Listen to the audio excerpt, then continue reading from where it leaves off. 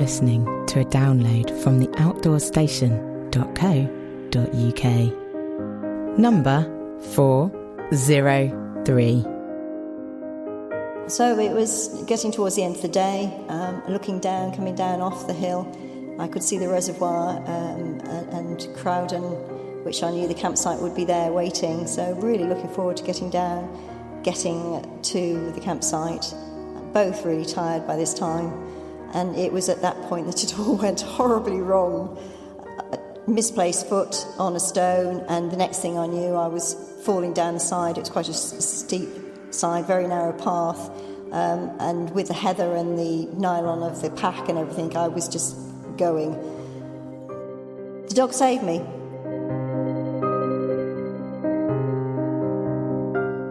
Hello and welcome back to the Outdoors Station. This is a story which demonstrates that even after all the planning and preparation, even after all the research, and even after considering all options, something simple can go wrong on any trip, which changes everything. In June 2016, Rose set off walking on the Pennine Way, and what follows is her account. Well, I wanted to do it because this year you were doing the TGO challenge, and because of staffing issues at Backpacking Light, we couldn't both go on the TGO. So I thought it'd be really good for me to do my own walk later on when you got back. And the Pennine Way was something that I'd always been drawn to. It's not an area I know particularly well, so I thought that would be a really good challenge. It's 270 miles, 435 kilometres, and something like 11,000 metres of ascent. So no small challenge. Having done other walks on my own, probably the longest of which was the West Highland Way, which was only a week, I thought it would be really nice to take the dog. We've since had the dog. She's my faithful companion, and I thought it'd be really interesting to see how we got on a long walk together. So Pip is almost 3 when you decided to do this. So she was a young, sprightly thing. And with preparing for this type of walk, there's obviously lots of things to take into account. There's your equipment and fitness and health and food, and of course the dog as well, which is another story. So what did you start with first? Getting the maps for Christmas. The daughters bought the maps, the Harvey's maps for the Pennine Way, and also the Cicerone guide written by Paddy Dillon, which was a brilliant starting point. So with those to hand, it then became apparent how I was going to break it up into sections and what I needed to consider. So my gear, it was fairly straightforward. It was what I'd use for a TGO or any other backpacking venture. Taking the dog is a different story altogether, and there was a lot to consider there. Having talked to some other customers as well, I was concerned that I'd need to make a little nest for her because of the midges. So I decided on the V4 Lux tent. In that, it's got a big porch, and I could make a little nest for her that would sit inside there along with my nest. Okay, so that's the camping stuff. I'll come on to the camping stuff in a while. The dog obviously has daily walks. So how did you, first of all, get the dog used to the idea of going for a much longer walk? Went for longer walks. We did quite a few day walks, long walks. The other thing I needed to get her used to was being attached to me, because obviously when you're up on moorland and National Trust property, there's always ground nesting birds and also sheep, and she's not good with sheep anyway, so it just makes sense to keep her attached to me. So getting her used to that. Fortunately, on the market, there's having done some research, there's a lot of gear now for dogs, which is quite interesting. So you can get there's a sport where you run with your dog, which was ideal. So it's basically a elasticated bungee type lead that runs around your waist, because I wanted not to hold her, I wanted to have my hands free for poles. So that was a starting point. Then I also quickly thought there's going to be a lot of extra things to carry over and above what I normally take for me. There's things to take for the dog. So if I could find some panniers or something so she could carry some of her stuff, maybe even just her food, that would help enormously. So after a lot of research, I found some super panniers made by Roughwear, which, fitted really, really well. They seemed quite comfortable. She seemed to accept it quite happily. It's got a nice big handle on it so you can help her over stiles, and a really good attachment point. So between those items and getting her used to them and the longer walks, we were getting set ready to take on the challenge of the Pennine Way. Okay, well, we can see where we're starting with the dog. Then I presume, apart from some of the equipment, it's also the food stakes, because she's on a raw food diet as opposed to a dried food diet. So what did you do to approach that? Well, I couldn't quite face carrying raw tripe, I have to say, around with me. Everybody would know where you were. I think so. But having said that, we are great believers in the dehydrator. So when I had dehydrated your meals for the TGO, I had also done enough meals to cover me for the Pennine Way. And once you were on the TGO, I was then dehydrating like mad brown rice and vegetables for the dog, because that's the basis of her diet at home, along with the raw tripe and chicken necks, etc. So the plan was, if I had the rice and vegetables dehydrated, I could carry those and post them forward like I did my own food, which then left me finding food as I went for the dog in the form of tins or butchers. I could buy bits of mince or stewing steak and so on. Fortunately, the Pennine Way, different from the TGO, is sort of every other night. You can usually get to a village, and there are not lots, but there are enough stores from the research I'd done that I would be able to call in and buy hopefully a couple of tins of dog food or something to give her main food diet.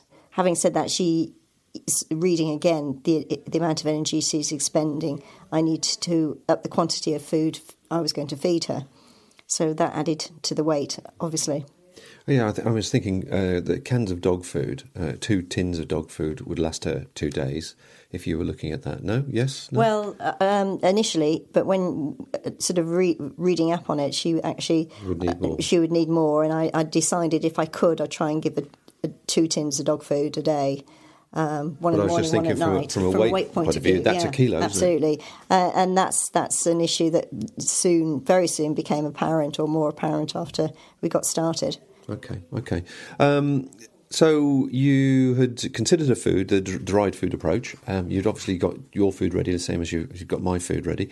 Equipment-wise, we'll come on to what sort of key things for yourself, but it was a typical TGO type set of gear, wet, dry and warm, isn't it, basically, gear you take with you. And you had the V4, the V4A, the deluxe TP shelter.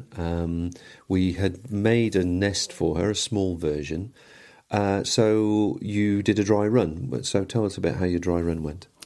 That was while you were away on the TGO. I decided we needed to actually have a good old shakedown of equipment and gear to see how we got on.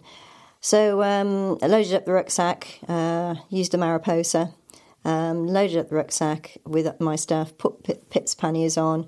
We headed up to the Black Mountains and did basically a walk-in, a 3-4 hour walk-in, camp overnight, and 3, 4, 5 hours walk out, just to shake down all the gear and see how we got on. What became apparent most acutely from that was that I needed something more for Pip. What I'd done is taken her, I've got a little ProLite sleep mat for her. Well, the extra small one. The extra small one to go inside the nest, which, she's very good quickly. That was her bed. She knew it was her bed and settled in, no problem at all. But being a Springer anyway, she tends to get wet. And just like us, as soon as you stop walking, you need to put your insulation layer on. So I'd taken up I got a little waterproof jacket for her, which I'd sewn in a fleece lining to give her the warmth, so that while I put the tent up, plan was to put her jacket on while I put the tent up, so she got some insulation there, then pop her in the nest in the tent, and I took an extra blanket for her, which I thought would be sufficient. Okay, so what were the weather conditions like on this particular test? Was it a glorious summer's day? Is it ever? Is it ever? No, it was typical. I mean, it did sort of start off fairly bright, but we had the typical complete mist navigational challenge weather to rains, and then once the rain sort of eased over, we had the gusts of wind, sudden gusts of wind, and then periodic heavy rain again as well. So, yeah. Okay, so you put the tent up in what, blustery conditions, would you describe it? Yeah, it's pretty blustery, although we got it up just in time for a heavy downpour, so I was quite pleased to have got it up, and we were all settled in by about 5-6 o'clock at night. So once you'd pitched the tent and I guess you were sorted because you're fairly comfortable and confident with your own nest and your own setup and the quilt and the sleeping system or whatever else, what happened during the night with the dog? Was she settled? Was she comfortable? Was she sorted? She settled quite quickly, but it did become apparent that she wasn't warm enough, really. She was shivering.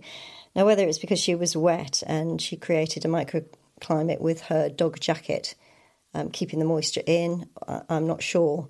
I mean, I took another fleece blanket with me as well, but it wasn't sufficient. I'd obviously got a little dry towel as well, which I'd rubbed well down with before I put the jacket on. So it was difficult to know. I mean, I put one of my jackets on top of her as well, and she was fine a bit later on, so that wasn't a problem. But it did definitely flag up that I need to get a sleeping system sorted for her, either a quilt or a little sleeping bag or something that would work for her, so that I could, when we stopped, she could put her jacket on, her insulation layer, and then once we were settled, that could come off so that it wasn't holding moisture against her, and she could get in a little quilt or blanket or whatever system we came up with. Right, okay. You're listening to the award-winning outdoorstation.co.uk. Sharing the stories of ordinary people and self-powered travel. I came back from the TGO Challenge then, the bank holiday weekend. You had told me about your experience the previous week, obviously, the story you just told. And so you were looking for a few solutions, really, for that particular thing, for the dog to be comfortable, and that was a big one. Now, as it happened, we'd had some Primaloft quilted with nylon on one side and the Thermotex blanket on the other side as a sample to do some testing with. Unfortunately, because we've got some sewing facilities here, you gave that to Christine, and tell me what happened. Well, she came up with, she'd helped, she'd done the nest, really. We'd measured it and sorted it out, but she'd actually sewn it. So I came back to her and said, OK, now I need a quilt for the dog. So taking it all in a stride, we sort of sorted out the length. Originally, we made it too big because obviously the downside with Primaloft, the good thing is it doesn't matter if it's wet, it's still warm. The downside is obviously synthetics take up a lot more room and bulk. So we wanted to make it the optimum size, but no bigger than it needed to be. So that was cut out basically a rectangle to fit the nest. Then put binding around the outside, and then 4 clips so that we could clip it into the nest. And actually that worked really well. What I tended to do was to clip it on 3 of the clips and leave one side open so she could pop inside straight onto her Pro Light and then clip the nest down, or if it was warmer, just leave a clip undone. And she seemed really happy underneath there. Yeah. I mean, to give people an idea, the clips that held the quilt into place were, if you can imagine, at the top of a 10-centimetre gutter. So the ground sheet before it became a nest, before it became mesh, was 10 centimetres deep. And the clips were located at the top of that 10 centimetres, which then, and it was loose enough because there was some shock cord, wasn't there? Yeah. So it was then loose enough to allow the quilt to be lift up and down as she turned over, but it stayed in place. And it looked really good, didn't it? Yeah, and one of the problems, is she's got a silky coat that if you're not careful, anything you put on, if you just lay it over the top, she wriggles about and it just slips off. So that worked really well.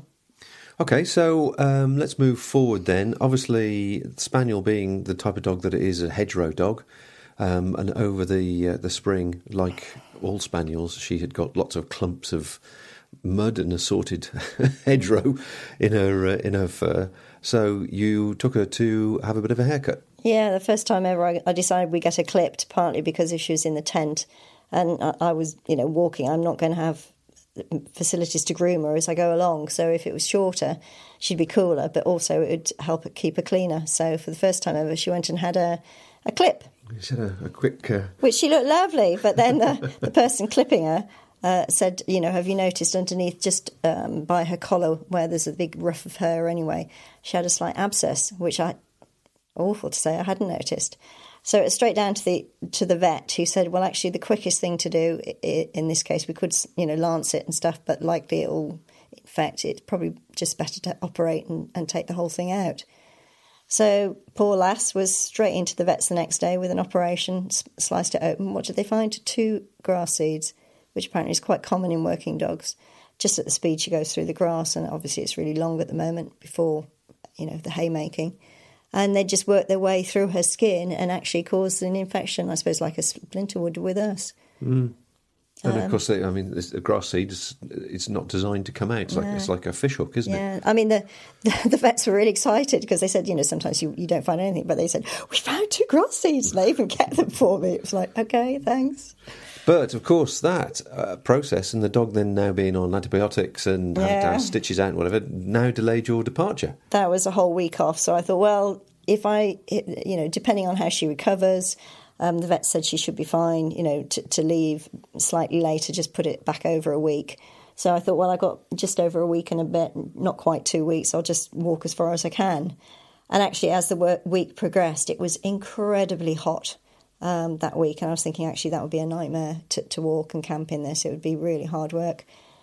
I went to see the vet actually to have her stitches out and check for the all clear, and had quite a chat to the vet. I know her really well about heat stroke in dogs. She said she'd had quite a few come in that week actually, because I said, what do I do with the dog if she overheats, bearing in mind we're climbing and she's carrying a pack as well. And she said, basically, get them in water. She said, if you've got a water trough, drop the dog in the water trough for at least a minimum of 10 minutes. She said, if they come in with severe heat stroke, we'll put them in a bath for 45 minutes and run a hose pipe on them. And what's, just out of interest, what are sort of the typical signs that you would notice in a dog if the dog started to get heat stroke? Well, she said, obviously, excessive panting. I mean, real excessive panting. So they sort of go wide-eyed, slightly unsteady on their feet, and you can see the sort of panic in their eyes. She said you can see that they're disorientated, slightly staggering, dizzy. But she was saying, and their ears, she said, are absolutely burning hot. And obviously it can be fatal. So I hadn't appreciated. She gave me some electrolytes for dogs. I sort of said, in an emergency, could you give them human ones? She said yes. Anything would be better than nothing.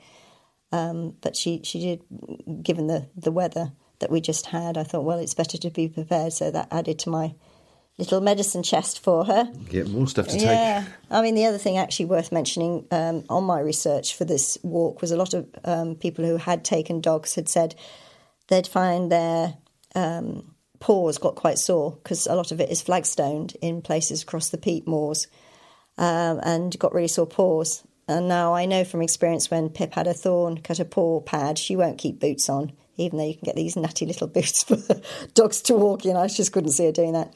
But I did come across something on the net called Musher's Secrets, it was designed for mushing dogs in the Arctic, which is a sort of a wax, smells quite nice actually, which you actually smear on their paws and between their toes.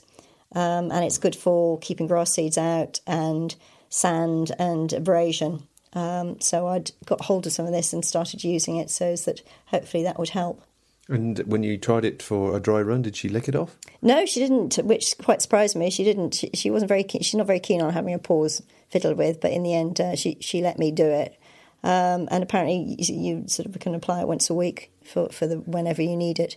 Obviously it's good for salt, and when they put salt on the roads in the winter for snow and ice, and it stops the ice and snow balling up in the paws as well. Interesting. Okay. So let's think. Now, you had your week's delay. The dog went to the vet. You've had the checkup. You've had the heat stroke. So now, can we actually start doing the walk yet? Yes. So you very kindly drove us up to Edale, and we camped the night. And what was the weather like? Horrible. Needless to say, the heat wave had dissipated, and it's sort of a murky start. It did rain all night long. It did, didn't it? I was thinking, oh, great.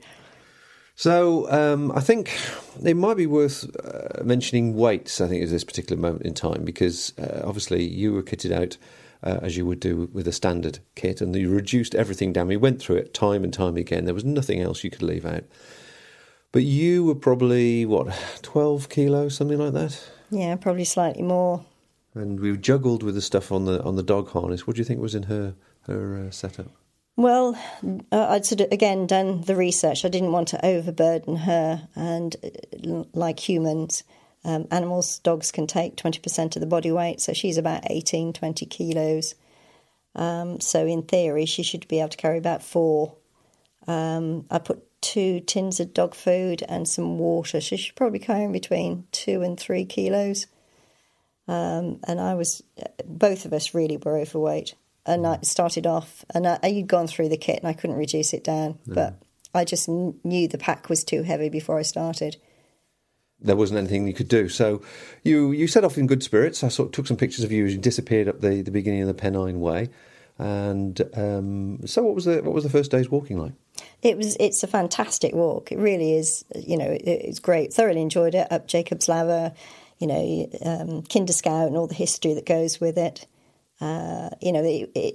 People you met on the way, the views, and again, usual mixture of weathers. We had some terrific downpours, and then we had some really bright spells occasionally, and lots of wind onto Bleak Low and down. Long day. It's the first 18 miles of the first section to Crowden.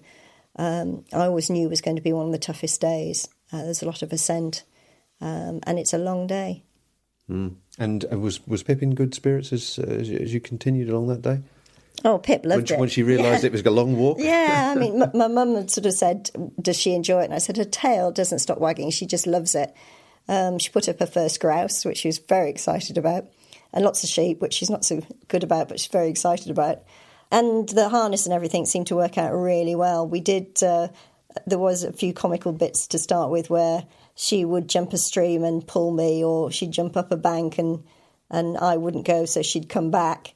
But towards the end, we got into sync and she'd wait. And I'd say, right, now, and we go together, jump up or down or wherever it was, and that seemed to work. It also took her a while to get orientated with her packs, the width of them.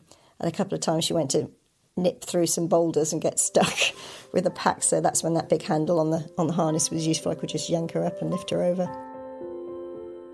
If you have any feedback, questions or suggestions, why not drop us a line to info@theoutdoorstation.co.uk. It felt heavy when you picked that harness up. Did it seem to trouble her at all when she was actually moving?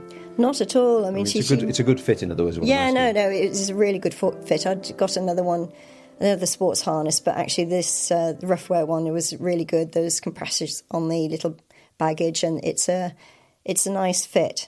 It worked really well. And talking about nice fits, you had the new Mariposa, the same one I used, the 2016 one, the one where the backstay slots into the hip belt. How did you find that pack? I was really impressed. I have to say, I really was impressed, because I think I would have struggled even more with the weight I was carrying if I hadn't had that pack. Right. Well, tell us about getting towards the end of the first day then, because obviously you were fairly tired. You had a real mix of weather, probably both still running on adrenaline really for the first days, walking and getting used to things. So it was getting towards the end of the day, looking down, coming down off the hill. I could see the reservoir and Crowden, which I knew the campsite would be there waiting. So really looking forward to getting down, getting to the campsite. Both really tired by this time. And it was at that point that it all went horribly wrong. Misplaced foot on a stone, and the next thing I knew, I was falling down the side. It was quite a steep side, very narrow path. And with the heather and the nylon of the pack and everything, I was just going. The dog saved me. Basically, she anchored me on the path, and that gave me enough time to get my poles in to a position that I could stop myself sliding any further and just give myself, I just lay there for a few minutes thinking, shit, what have I done? Because it was, I'd had an injury with that knee about a month before, and it had taken a while to heal up. And it was the same knee. So I think, obviously, just being tired, the weight of the pack, the weakness that I had in that knee, and then just having that fall, it just was, yes, I just lay there for a moment thinking, I can get up in a minute. It was one of those. And Pip just came over and said, "You're right, Mum. What's going on?" So were you able to walk all right to the campsite, or was it a bit of a hobble? Did you have to really slow down? Oh, I had to be really careful how I sort of made that descent. It was quite steep banks after that. Used my poles a lot. They were an absolute godsend. And got into the campsite. Very tired, very sore knee. But, great to be there. Put the tent up, hot shower, felt much better, and thought everything would be fine. And tell me about the campsite. Campsite's lovely. Steve, the guys, took it over in November. They've worked all through the winter to lift it, I think would be the term. Lots of flowers, spotlessly clean, really lovely chappy. Got in there really tired, and he said, "Oh, I'll give you a pizza if you fancy pizza, if you don't fancy cooking." And it was like heaven. So I said, "How long will it take to cook?" Apparently he used to be a chef. And he said, 20 minutes. So I thought, right, by the time I've got the tent up, my supper will be ready. And lo and behold, it was. Smashing pizza, homemade pizza. And the campsite, you said you were troubled by midges and gnats? That was quite a surprise. I mean, I had heard from people that was, and apparently it's partly because of all the reservoirs there are in that area. But the midges, it was like being in the west of Scotland. I was really amazed. I wouldn't have wanted to cook, actually. And even the next day, doing a brew for breakfast, it was like, I can't face this. It just absolutely swarmed on you. So at what stage then did you check the dog and check yourself, as it were, once you sort of got sorted? Had a good old check on Pip. She seemed okay from what I could see. She was tired, but she seemed fine. Happy to go in the nest. The quilt worked brilliantly. She's plenty warm enough. I did notice she was licking herself a lot in the night. I initially thought this was just, cleaning herself like she usually does. In the morning, I had a better look and found that actually the pack had rubbed the harness, quite badly under her armpits, I suppose is the best way to describe it. And then, of course, I thought about it, and we'd had her clipped. And last time she'd had the harness and used it in anger was the Black Mountains, when she'd had a full coat. So I think that, combined with the fact that it was a much longer walk, and obviously the weather was wet and dry, I hadn't taken into account how much it had rubbed her. Plus, probably, I think, again, she was carrying more weight than, although it was within her body weight structure, it was more weight than I was happy with her carrying. Okay, so that's Pip obviously wasn't going to be 100% if she was starting to lick. That's not a good sign. And what about yourself? How was the leg?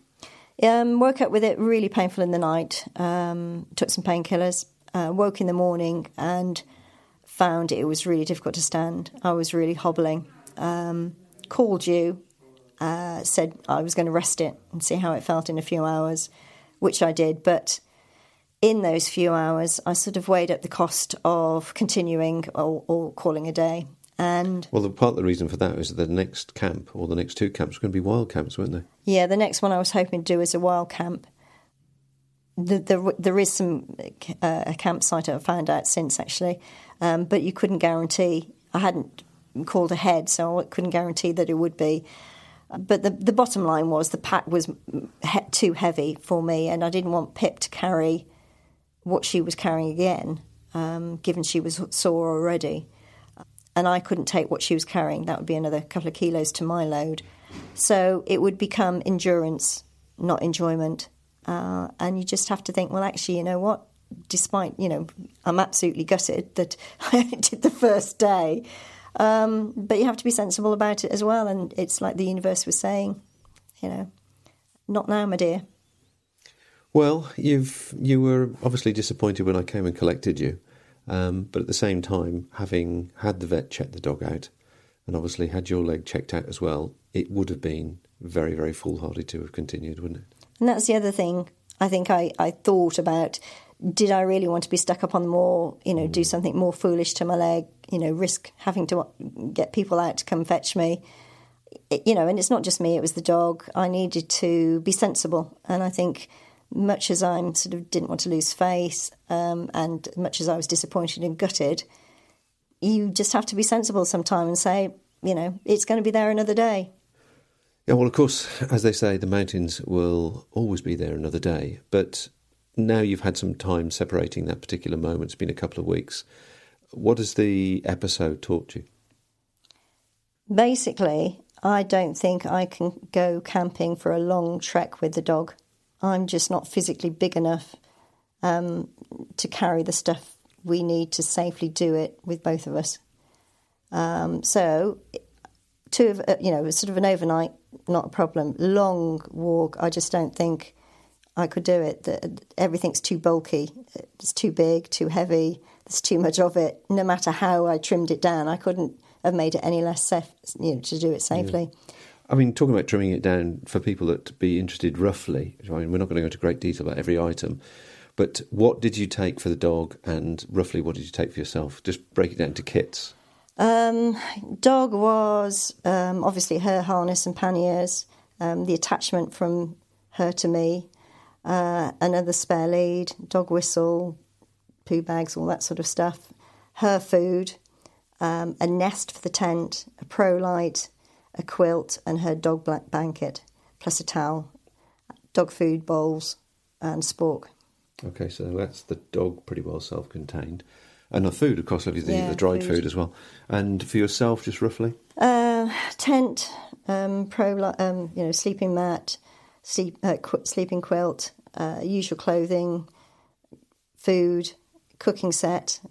Took in a couple of Avenue pots, 900 and 600, little gas stove, wash kit, first aid. I think that was it, really. That was it, yeah. I mean, I think the only luxury item you took was your Kindle. And for a camera, you were using your phone, weren't you? Yeah. So I really tried to keep everything absolutely as minimal as I can, but, lesson learned. So it means that if I to go on a long walk with her, I'll have to have accommodation, have to have hostel, do it luxury, B&Bs. Or get somebody else to carry your pack for you. Yeah. Or we have to, go together. If we want to do a long trail and take the dog, it'll have to be two of us.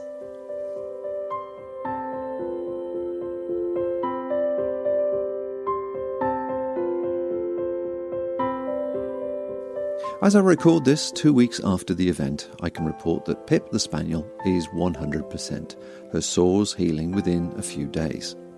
Rose, on the other hand, is still suffering and is unable to return to regular exercise pain-free. So even though she feels like she's lost face, it was the right call. Added to which, the weather, in actual fact, these last 2 weeks has been appalling. So to compound the misery of walking in pain would have been walking in heavy rain each day whilst in pain. And of course, that would have been downright miserable. Based on the 20% of body weight rule, the ideal pack weight for Rose is 9k. We weighed this pack when she returned, and it's just over 13k.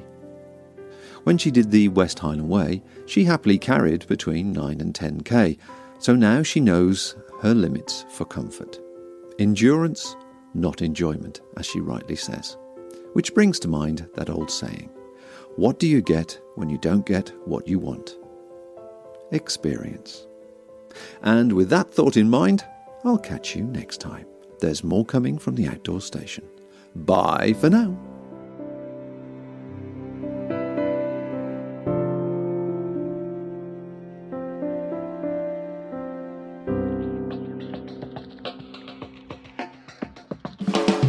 Thank you for listening to this podcast. To hear more from our extensive free library, please visit the website at theoutdoorstation.co.uk, the home of UK-based audio and video podcasts for outdoors people everywhere.